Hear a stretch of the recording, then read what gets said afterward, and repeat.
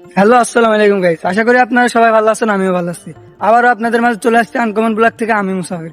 আজকে আপনাদেরকে দেখাবো মাঠের কিছু প্রাকৃতিক দৃশ্য। এই দৃশ্য দেখার জন্য অবশ্যই আমার ভিডিওটা ফুল দেখ। সো গাইস, আজকে আপনাদেরকে একটি গ্রাম ঘুরিয়ে দেখাবো। এই গ্রামটি অবস্থিত চুয়াডাঙ্গা জেলার মাখালডাঙ্গা ইউনিয়নের দিননাথপুর গ্রামে। আর গ্রাম ভালোবাসে না এমন মানুষ পাওয়া যায় না। আশা করি ভিডিওটা আপনাদের অনেক অনেক ভালো লাগবে।